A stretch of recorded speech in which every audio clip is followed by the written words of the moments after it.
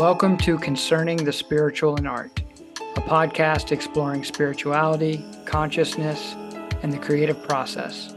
I'm your host, Martin Benson.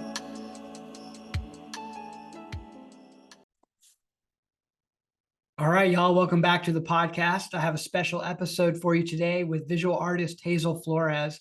And today we do a deep dive into Western esotericism and the alchemical tradition in relation to Hazel's artwork.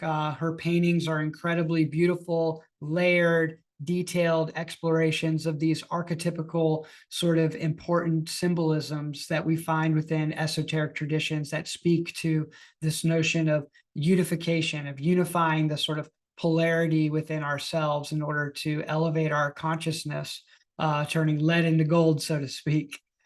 We talk a lot about her practice as an artist, how she got into her interest in esotericism and the occult and the Western sort of Hermetic tradition, how that sort of gets played into her artwork, and then also talked about some other projects that she's doing in relation to the tarot, with this sort of alter ego that she's invented called Luna Mercury, which is a really fascinating project that she's working on right now.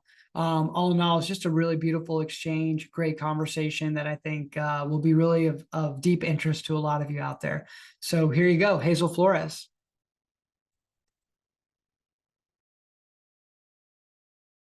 Hey, y'all, I'm going to cut in here real quick for all my YouTube viewers out there, just to remind you that the podcast also exists on Spotify, Apple Podcasts, Google Podcasts, and any major podcast platform.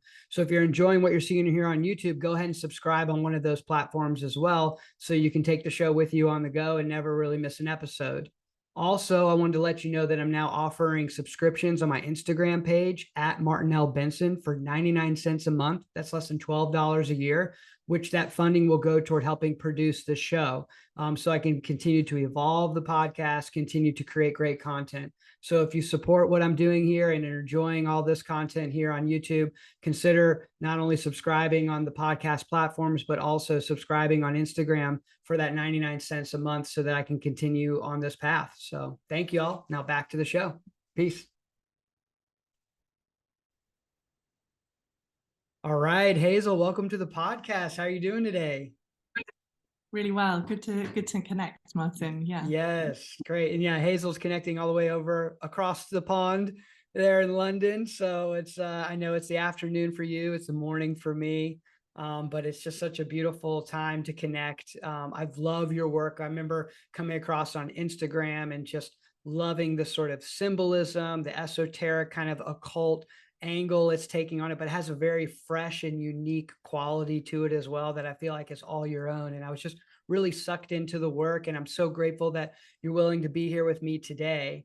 And I think a great way for us to sort of begin our dialogue is really around the origins of your interest in mysticism, in esotericism, and symbolism, and all the things that kind of get woven into your practice as an artist. So I'm curious, like, where that began for you, and then also kind of like at what point did you start to weave those interests into your creative process?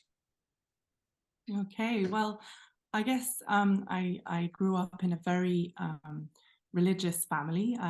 My father took us every week to a Baptist evangelical church, and I grew up listening to long sermons about the Bible, and so I grew up with a lot of that kind of close study of the Bible, and which is a text with much symbolism and in it.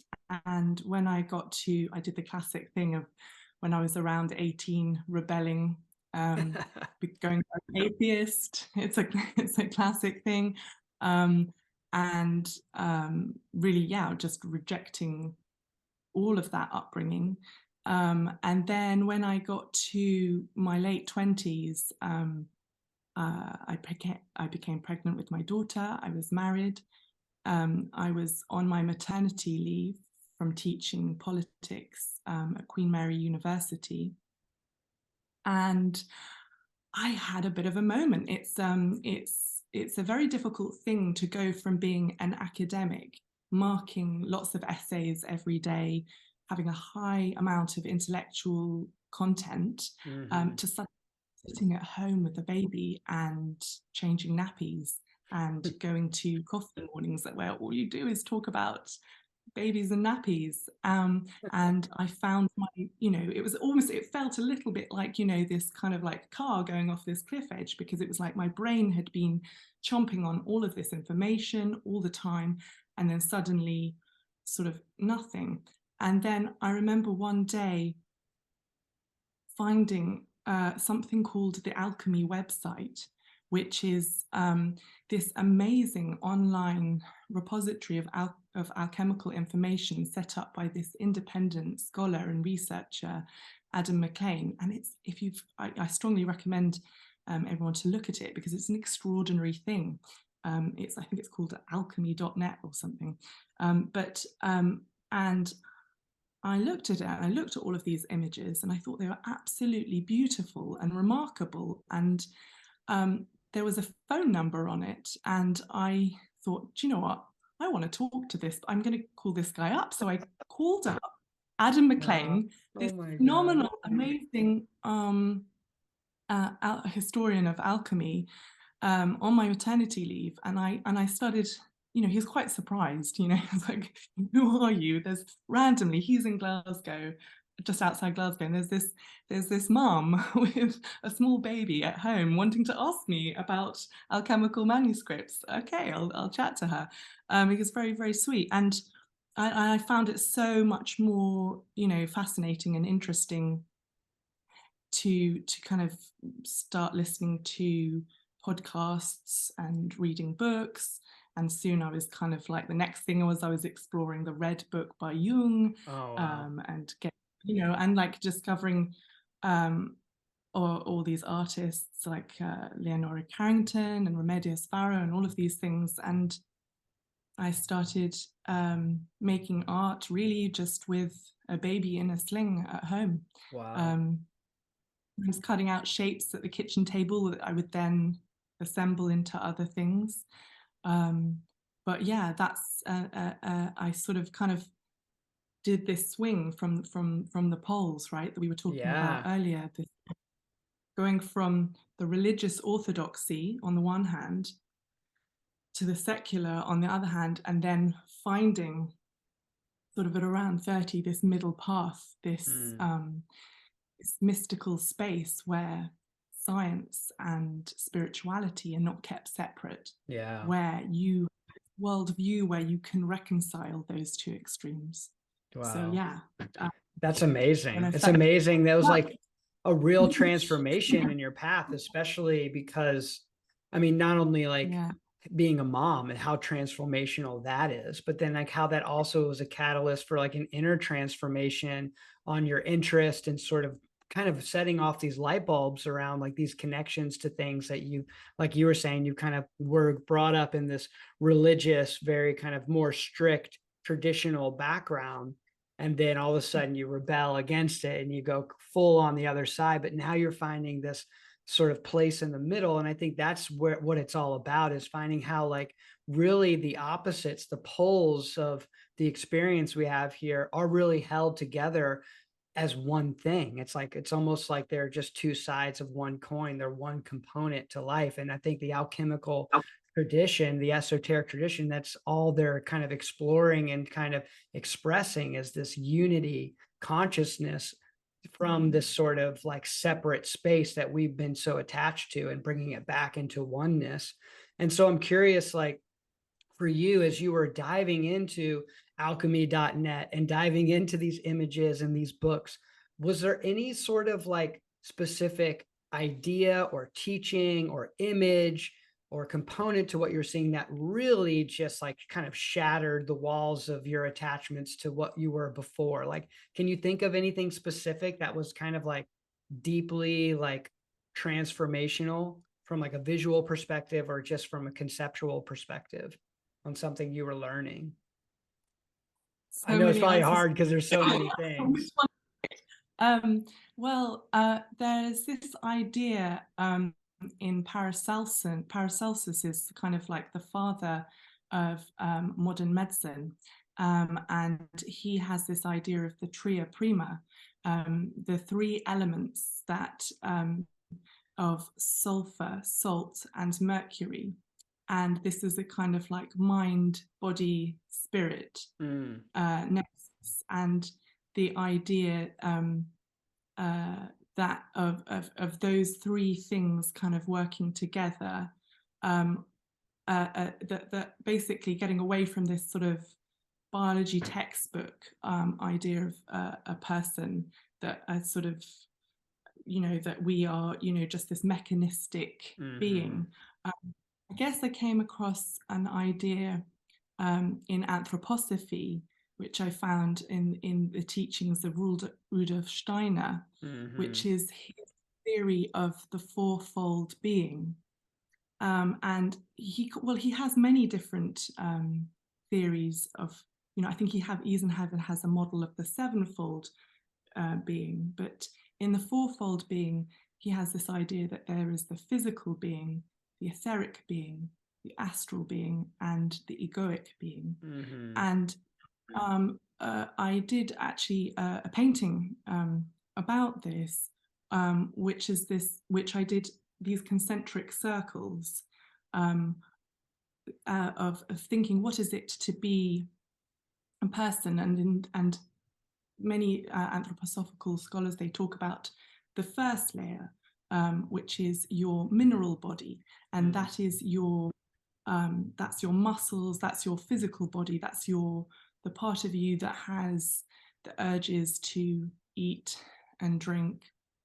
And then you have the second layer of your body, which is kind of like your emotional memory, nervous system.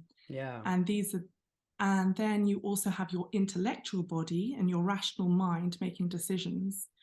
And then you have your uppermost body, which is your moral and your spiritual body.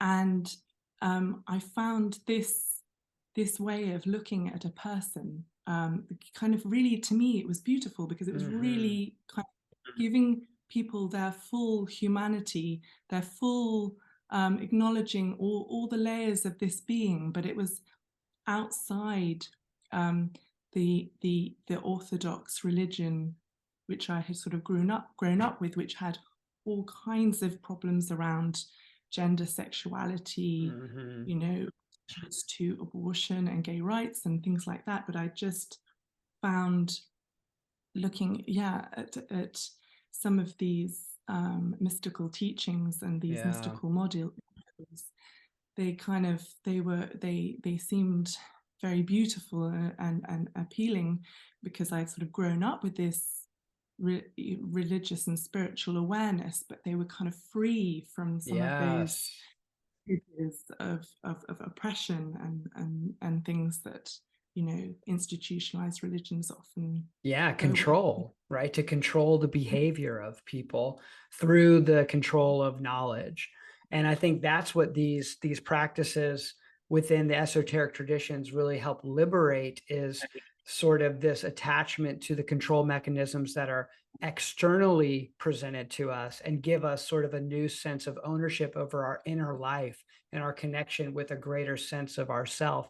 And speaking to the fourfold sort of like layers of consciousness of the person, like, to me, that is such a fascinating idea as well. And it makes so much sense when you really look within and you see all the layers that build up to create a sense of being who you are. It makes me think, I definitely study a lot in a lot of the Eastern traditions as well. And it makes me think of, in the yogic sort of tradition and philosophy, around the koshas, which are the sort of layers of consciousness. You have like the Annamaya kosha, which is the physical body, the material body. Then you have, from there, I think it's the Pranamaya kosha, which is the energetic body, the energetic systems, the Manomaya kosha, which is the mind, the intellect. And then you have the Anandamaya kosha, which is the bliss body, which is like the super consciousness beyond. And so it's very similar to what Rudolf Steiner was sort of pointing to in his work. And I'm always very fascinated by him as well, and a lot of the Western esoteric traditions coming out of the Theosophical sort of group that happened in Europe. And I think they were deeply connected with the Eastern wisdom traditions. But we have to realize that there is a whole tradition in the West where they've been doing this for a long time as well. And I think that to me is what's really fascinating, is to think about the Western origins of these mystical teachings as well. So like in referring to like alchemy, thinking about the idea of like turning lead into gold. I think that's such a funny, when anyone thinks of alchemy, that's probably the first thing they think of, is like scientists literally trying to turn lead into gold, which perhaps they were, but I look at it more metaphorically as like turning like the density, the lead, the density of this physical vessel into the luminousness of divine consciousness. And that is sort of what the alchemical process, I think, kind of is sort of awakening the consciousness of the individual. And there's so many ways to approach it. And I think art, for me, is such an amazing way to investigate, but also to practice. For you, as now that you've like kind of started diving into this, when did you start kind of making work? I know you mentioned like sort of a first painting, the one with the concentric circles that you explored. Was that the very first like kind of painting you had done in a while, or had you been like making art beforehand? Well, I mean, I grew up with quite a strange, eccentric Victorian upbringing where I didn't watch any television, and my childhood was full of going to the local library and getting audio books of sort of Tolkien and listening to them and filling out sketchbooks. So I've kind of, I don't know, I've always kept sketchbooks, and I've always drawn and doodled, and that's always been part of what I've done. But it was really in the transition to motherhood that kind of gave me this second chance to kind of recreate, being supported by my husband at that time, of having a chance to kind of recreate myself. Very sort of two very influential figures or thinkers for me are, well, Tolkien, because of his ideas of world building. He has this, I don't know if you've come across his theory of sub-creation. No, what is that? Basically, he sees the artist as a little maker, as someone who is creating an alternate reality, which is sort of derived from the elements of this reality. So, we see that in the Lord of the Rings with, with the orcs and the things representing the destruction of the environment. I think there's also people say, that they were a metaphor or allegory for the Nazis and the Second World War. So I really like this idea of building other worlds that talk about, that reflect back on in some way this world. So you kind of know that the arcane and the spiritual is always inextricably linked to the mundane. That those two things. I grew up with an Orthodox Christian upbringing, which was theories of transcendent. So the idea of a God who was sort of removed and above and separate from human existence. And what I found interesting in sort of paganism and some of these pre-Christian mythologies as well, is this kind of immanent worldview that that the divine is here and it is all around us and we are in it, and it's not this kind of this separation. I think I've got a little quote by Jung about myth, and he says, everybody acts out a myth, but very few people know what their myth is. And you should know what your myth is, because it might be a tragedy and maybe you don't want it to be. And it's this idea that all ideas, even scientists are mythologizers. Newton comes along with one mythology, and then until proven wrong by the next, Einstein coming along with his mythology. So we are all world builders. We are all Yes. shaping our own realities with our consciousness. And we need to be aware that we are doing that, because we need to be creating and believing in the right myths. Got to be able to be choosing the good, the myths that don't make everything into a tragedy. Yeah. So yeah, I don't know how Wow. you. Yeah, no, I mean, it's such an important perspective, this idea of world building and the idea that we are living out everyone's living out a form of mythos in their life. Like, you are like the hero's journey as like being like that archetype. We think about like that very, ubiquitous archetypical structure toward all the stories we really tell. Like, we are all sort of the heroes in our journey in some way. But the only way to really enact that heroic perspective and stance is to first recognize who we are on a deeper, more fundamental level. And I think what you're speaking to, this idea of like this dualistic relationship between God and self, as being something somewhat problematic at a certain stage of consciousness, because at the end of the day, like, you start to create more separation. And I think it's really about the unification and the recognition that like that divine energy or essence or quality that permeates the whole universe is intrinsically interwoven within ourselves in every way. So it's like we have to learn how to flip almost from seeing the external as being separate from the internal, instead going into this idea that the internal is being reflected in the external environment, and the external environment therefore can influence also the internal. Becomes like this sort of loop that's happening. But when we become aware of this process, like you were speaking, like we become aware of our myth, like what that quote from Carl Jung, then we can be actually a part of this co-creative process of life unfolding in a way where we're not victimized by the experiences of our life, but we actually can take ownership over our consciousness and our experiences in a particular kind of way that empowers us to live in it to our highest potential, I feel like. And for me, my perspective, that highest potential is a sort of compassionate, unconditional, loving awareness toward all beings.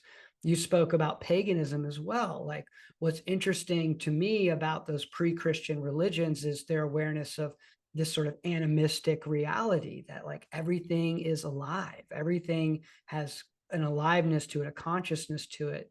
And I think, we could debate that from a scientific perspective till our eyes bleed, but like the reality is that when you have that level of awareness and you move through the world with the awareness that everything around you has consciousness alive, I feel like you step a little lighter, you appreciate a little more, and you have more capacity for compassion. And so I think for me, that's a crucial sort of understanding that I'm still kind of grappling with, is like, how do we take that knowledge and embody it in our life, in our actions, through what we do in the world? That to me is the question. How do you do that in your life? How do you think about like applying sort of these like intellectual ideas, these sort of frameworks of mythology, of consciousness, and like how do you find ways to embody like what you're learning into your actions in your life? Well, one thing that I was part of um, for a while was a red tent group, which was a group of women. I mean, it's a sort of, it's a practice where women of all ages gather once a month, sometimes in the full moon, or sometimes in the dark moon. And women, we did it for a while in a local community garden, in this roundhouse that was sort of built by volunteers, and we just literally go and sit and connect and listen. Wow. And it's kind of those kind of ritual activities where, even if it's just for 2 hours once a month, where people just say, we're not going to, watch Netflix tonight. We're going to go and we're going to sit and we're going listen, and I'm going to listen to a woman that I've never met before, who's in her 60s or whatever, or talking about her menopause, or another woman sharing an experience of a miscarriage. And I'm just going to just kind of hold space and listen to these other voices. It's little rituals and practices and things like that, where that I've opened up to, and I've done these kind of things, which are, a lot of this stuff is kind of free therapy, Mm-hmm. and also just the thing of reconnectedness, the thing of, I think what is really valuable in our culture is this thing of gentle listening, listening to others free from judgment. Another practice, or whatever you want to call it, that came up for me, and this was very popular in the pandemic, was doing the tarot, and learning the tarot, and using it as a way sometimes to do Zoom meetings or calls with friends, and using the cards to kind of go underneath the surface of things. Sometimes people would feel like they've got nothing to talk about because their lives have become very monotonous, and they would find it very therapeutic to sort of talk about the imagery and the symbols of the cards. And I think, some of these things, these modalities, like for example, like the tarot and the red tent group, they can sort of like foster a kind of an interaction that happens between people, where they, often there was no transaction to it, there was no like money to it, but it was a kind of a way of supporting and gentle listening, free from judgment between people, and these things are very beautiful.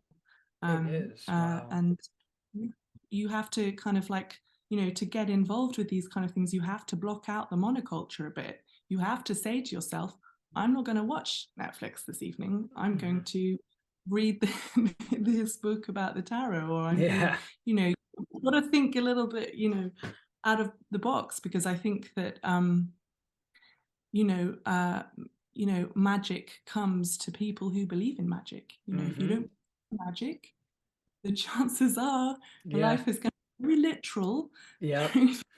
Like very, but if you believe in it, then it will come in, and it will kind of influence your life in a way. And it will color, and it will, it will give it joy. I totally agree with you. It's such an important point, Hazel. Like, to the, like what you like, just the idea of believing in magic as opening the door for it to allow it to come into your life. And just by not believing in it, you're blinding yourself from the magic and mystery that surrounds you. And I think at the end of the day, it's not necessarily about knowing, but it's about being open to possibilities beyond what you've ever conceived before, in terms of what life is and what we're doing here.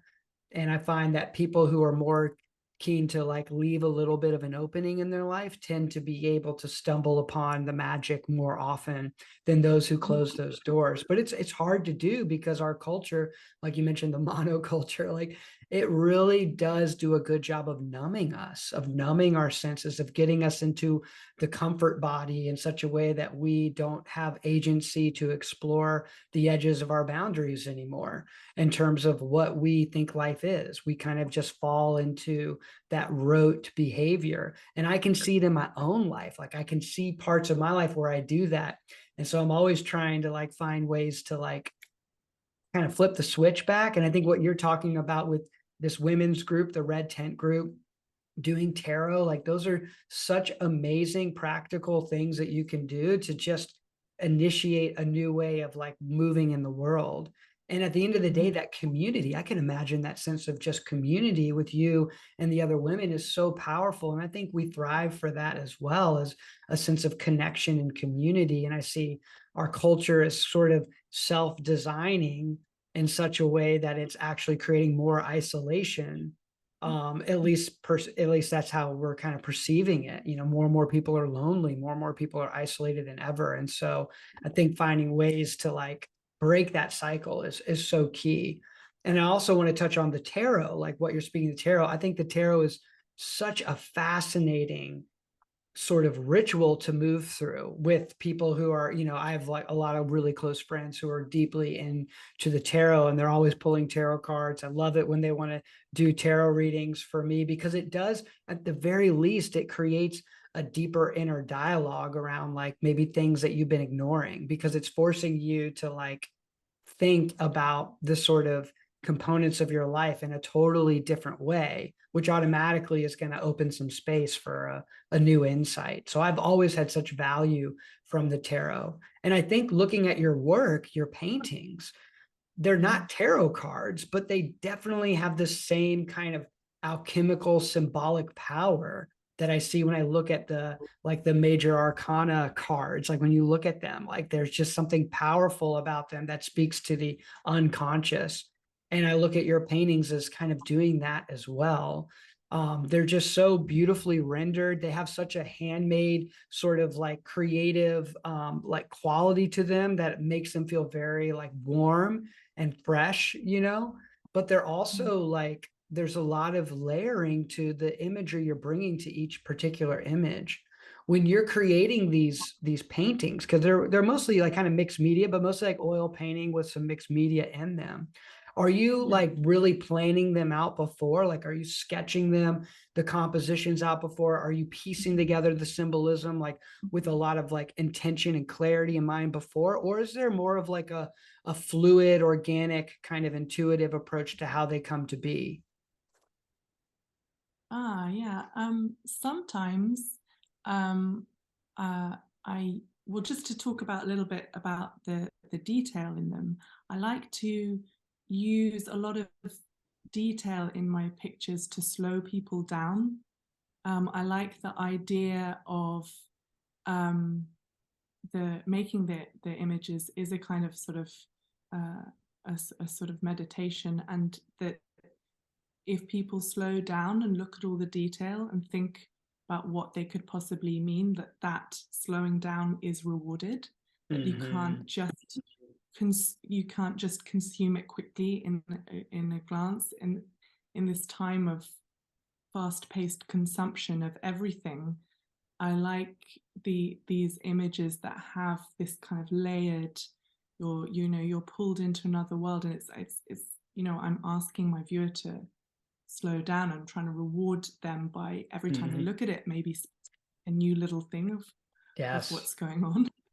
And sometimes I have, basically I will start with a kind of overall of concept or a theme or a thing that I want to look at. For example, I looked at the theme of like digital addiction, and I did this strange creature sort of perched on a rock looking at its phone, and its face is blank, and it's in this icy, cold, alternate reality.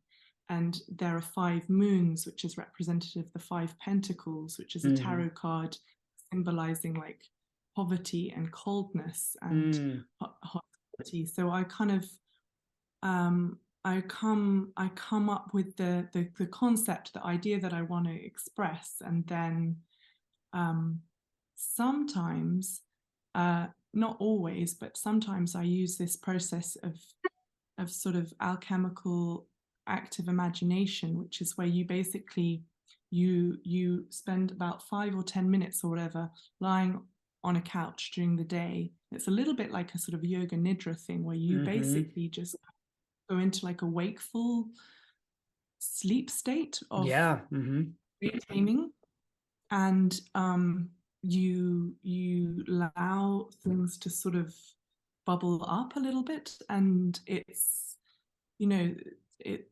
sometimes it's like that, or just just before I'm going to sleep or something. Those are the times when the images can kind of come to me as well.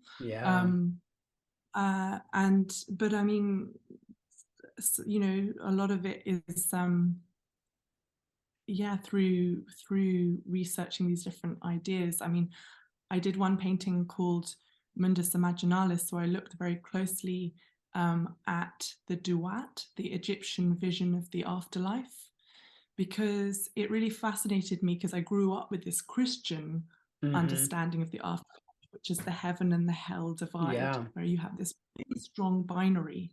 And if Yes. you think about the underworld and the afterlife as a map of the subconscious, then that tells you a little bit about the subconscious landscape of the Christian thing of, you know, good and evil, Yes. black and white. And in the duat, in the ancient Egyptian vision of the afterlife, it's more like you're moving through this landscape that's full of, a bit more like our own reality, like full of subtle gradations of safety and danger, and there's this ambivalence.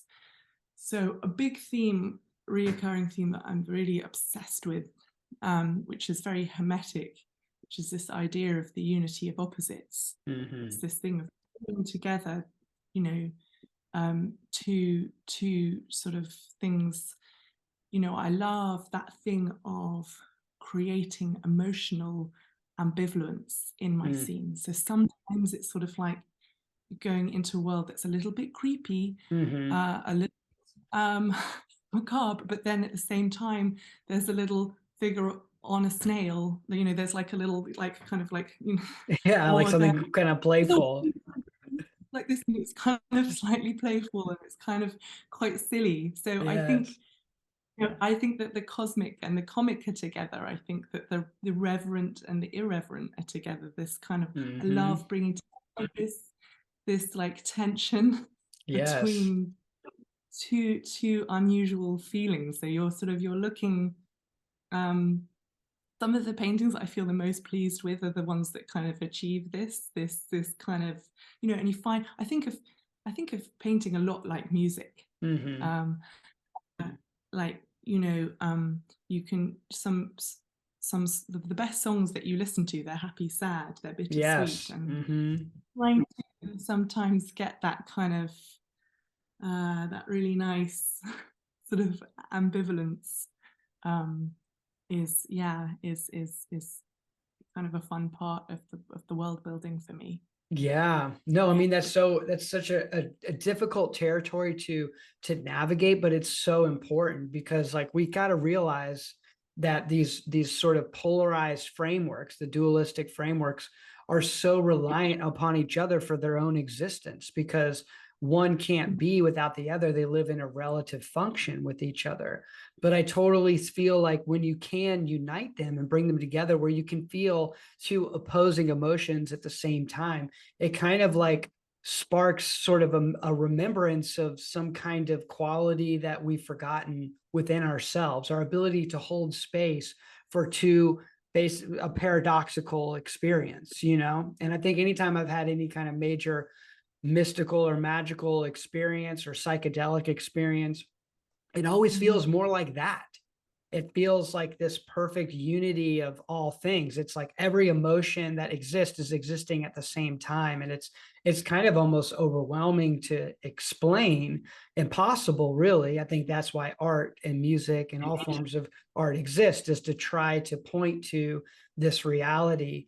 But I think what you're speaking to about is it the duat? Is that how you pronounce it? The underworld and the Egyptian, you know, perspective. It also makes me think of the Bardo and the Tibetan perspective, the in-between space of consciousness post, you know, incarnation. Like when you're going from one incarnation to another, there's the Bardo, which is kind of like this liminal space that kind of holds, like you like to use your word, it's kind of a little creepy, but also like a little like not, you know, kind of whimsical and nonsensical. It's like there's bliss and beauty and there's dark and terror all in the same space. And so I think your artwork in a way is almost like a practice of being able to hold those ideas together in a visual sense. And when I look at them, I definitely get that feeling through it's like the colors, the texture, the way that you're actually applying the paint, and the sort of texture that's there, the way the figures are rendered, but then the symmetrical structures that tend to be in a lot of them as well, to kind of like hold that unified sort of experience. And when I look at them, I do get rewarded because there are so many little things hidden in there, little symbols, or even like the ways in which some of those symbols kind of like arc around the main figures within it, kind of creating this sort of framing of the figures within certain paintings. I think it's just very skillful from a visual perspective to get the viewer to like move into this world that you're building. And I find for myself to be so satisfied with what I'm uncovering in them. It is, I do feel rewarded as a viewer, but I also feel perplexed and I feel fascinated. And I think that's really an important component too, is for it to still feel like kind of mysterious in some way. Like, do you even feel like when you look at your own work, like you have a hard time even understanding it yourself, even though you're the one who created it? Such an odd feeling, right? That's exactly it. I half know it and I half don't know it. So Yeah. I know what's going on, and then maybe 3 years later I'll look at something and I'll go, oh, that was what was going on there. Yeah. Um, Yeah, I because you're have giving space for that unconscious, like the wisdom and the knowledge that's deep within you to come out through the creative process. And it's creating things that you're not even like consciously aware of in those moments. It's amazing. yeah, I mean, an artist who I'm obsessed with and always go back to is Hieronymus Bosch. Mhm. Um, and he does this thing of uniting heaven and hell in the same landscape. And what I also love about his sensibility, you know, in his paintings is it's quite a Western thing to have a kind of hierarchical layout where you have in your painting a chief protagonist and, Mhm. you know, a lot of kind of uh, Western paintings, you can identify a few key protagonists, the central action is happening, and there's a location, and Mhm. people are like, got it. But with the history, with examples like Hieronymus Bosch, and also it's found in Buddhist Tanka paintings, you have this completely non-hierarchical consciousness where all of this these other worlds are being built, and there's many figures and many actions and things, and you have this kind of, oh, where do I start looking? But I think and sometimes you know, people the Western sensibility will find this a bit disorientating. How do Mhm. we, you've got too much going on, but it's part of this thing of everything being interconnected and Yeah. no one, you know, figure. It's so that I mean, you mentioned like the hero's tale and the hero's narrative, and you know, I feel kind of like I almost, you know, want to do the kind of the opposite of that in a way, like either the feminine the heroine's narrative. What about the heroine's narrative Mhm. of the but also the thing of it being a sort of a non-hierarchical landscape.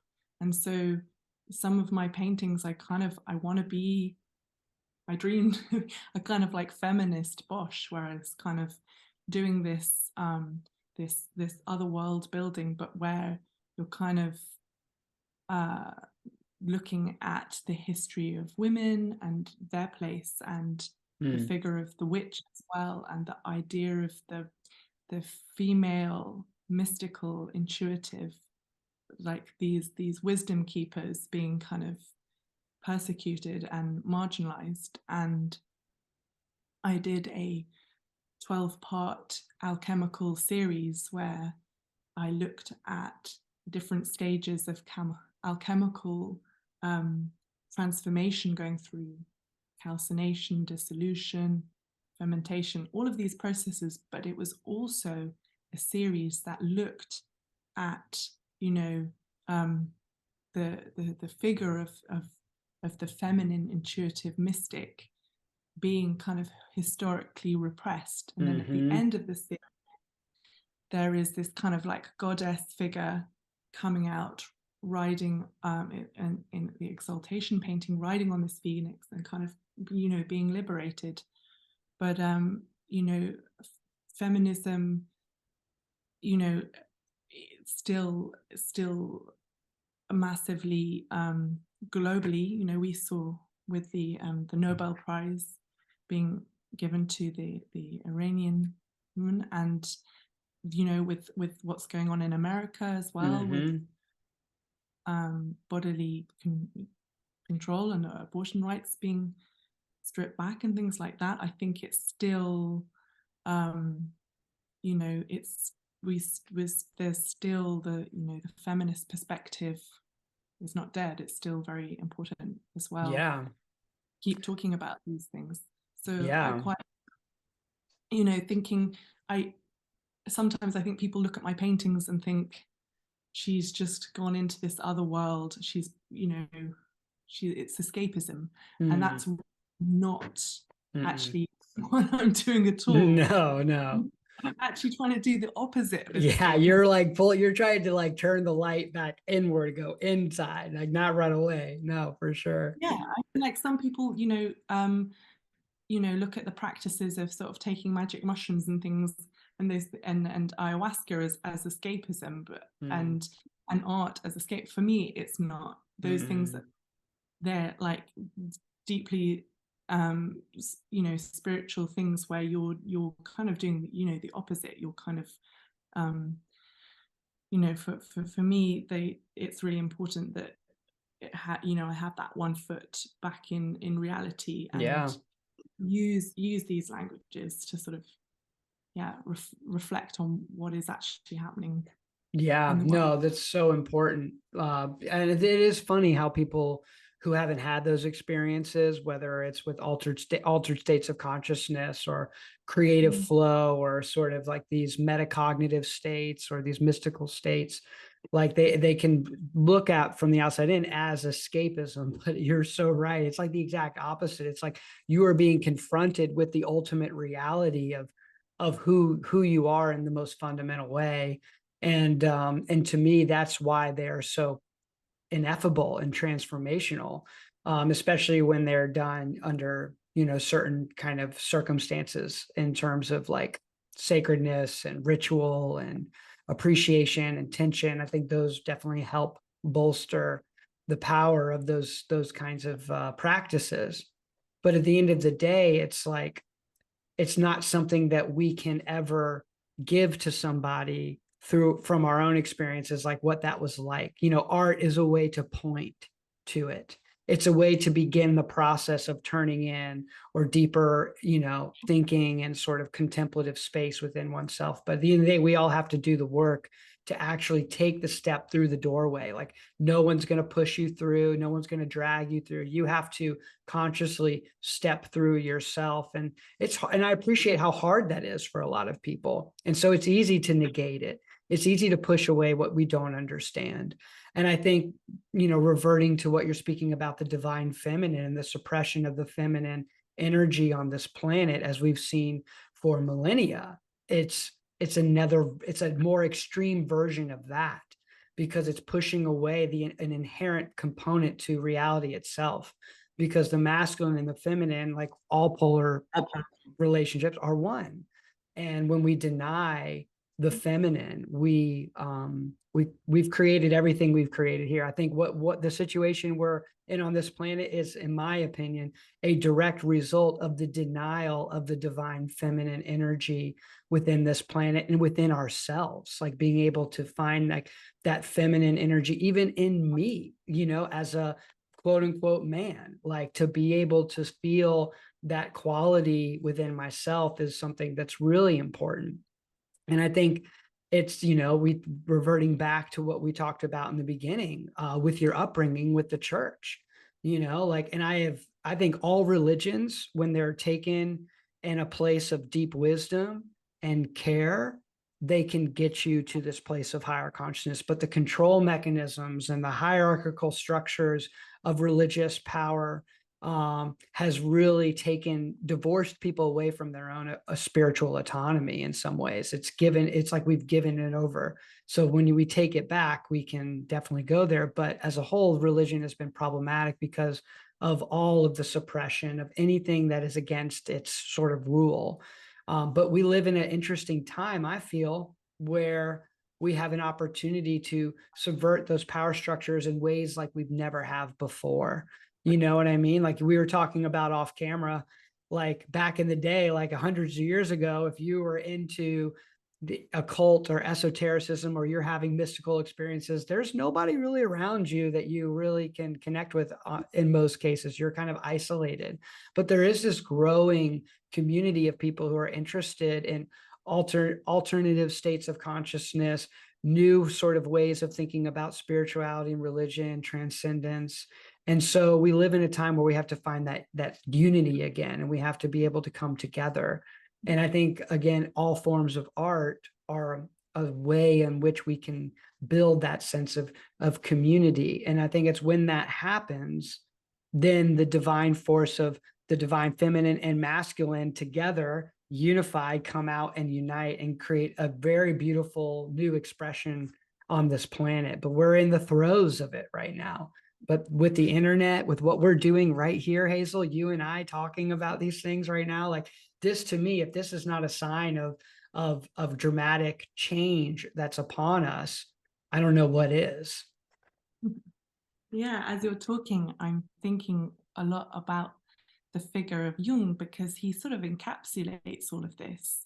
He is trained as a medic, as a doctor, and he's almost, it's like his life is a sort of allegory of history and what is happening with the Enlightenment. You have the rise of the rational, empirical, masculine energy that becomes like the dominant lens.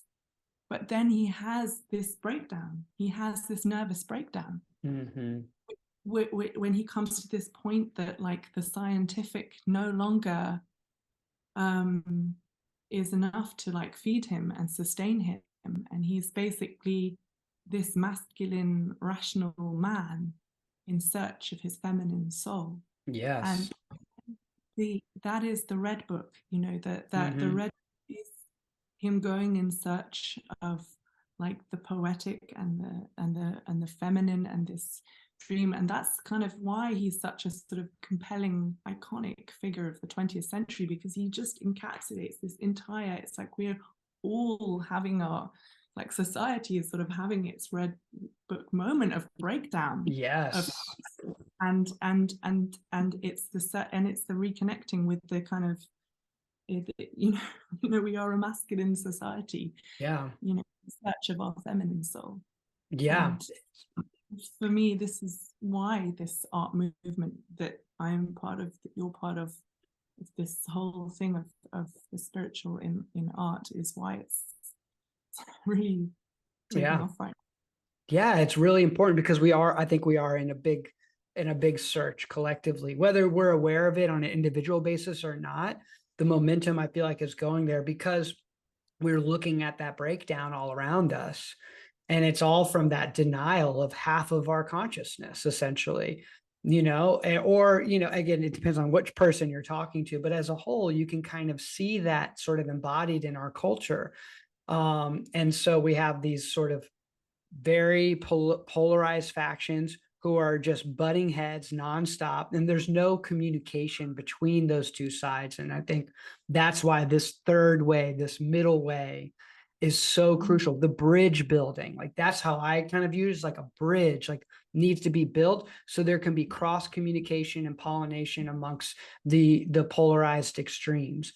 Because I think that's, to me, what's the most scary thing about these times, is that the polarized factions are becoming increasingly isolated from each other, especially with like the social media algorithms and all that kind of creating those echo chambers that everybody, you know, is aware of and talks about, but that still nothing's being done to really change that. And so I think in some level we have to take ownership as a society and embody the ability to cross the line to the other side, to listen. Like you were saying earlier, like that the ability, the non-judgmental awareness and non-judgmental listening is needed so much right now.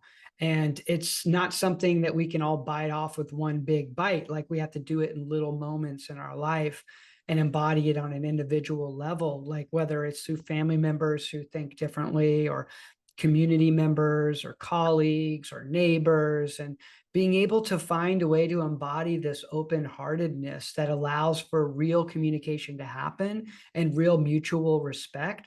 And then it's from that sort of playing field that I think now we can start to have a real deep conversation, because I feel like no matter where you lay on the spectrum of the culture or the political zeitgeist, if you really sat down and had a deep dialogue with someone who might be on the other side from you, you're probably going to find more similarities than differences. You might find those key differences, but more similarities. And I think that's something that the media doesn't help us recognize at all.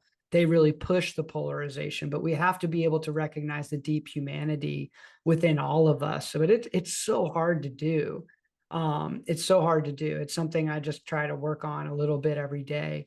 But this role of being the artist, the world builder, this sort of this ability to create a new story, a new mythology, I think is upon us as well, kind of piggybacking off of the ancient mythology, but finding a new iteration of it is something we desperately need. And I feel like that's what artists seem to do throughout time, is to create the stories in which our culture is grounded in, the foundation. And so we're in the process where that foundation seems to be falling apart. And so it's up to us collectively in our own way to start to build a new story that we can build a foundation for a new evolution of culture upon. And that story, in my opinion, and it seems like you would agree too, involves the divine feminine taking back her seat, her rightful seat as the proponent of the other end of the spectrum of consciousness, so that we are not so wrapped up in the empirical, rational, logical framework of the masculine consciousness, but we can be now in touch again with the intuitive, magical, emotional, spiritual dimensions of life. And I think when we can unify those things, man, I can't wait to witness what that's going to, how that's going to snowball into our cultures. And so I feel like what you're doing as an artist is you're doing your part of speaking to this mythos, of embodying it and putting out these images and this creative force from within you into the world, that it's going to add to the momentum of what we're trying to add to, which is the evolution of this consciousness on this planet. But it's so hard sometimes. So we have to realize we're doing it together. It's not one person, it's all of us.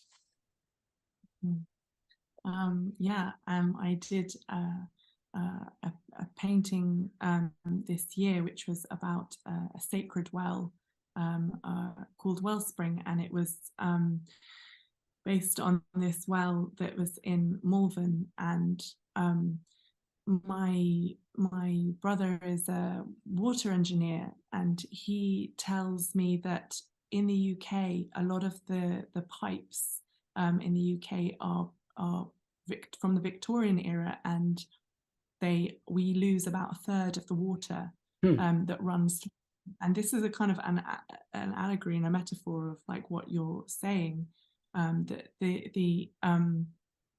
that this kind of if the water is like an allegory for like the sacred feminine, and you think about global warming, like we're a planet that's getting literally hotter and drier by the minute from this kind of rationalist ethos of consume more, but part of the divine feminine and that sacred water thing is the thing of slowing down. And a lot of these the wisdom and the value from a lot of these esoteric strands is there is this thing of slowing down, and that it and it's the water and the nourishingness of that is a kind of, I don't know, it feels like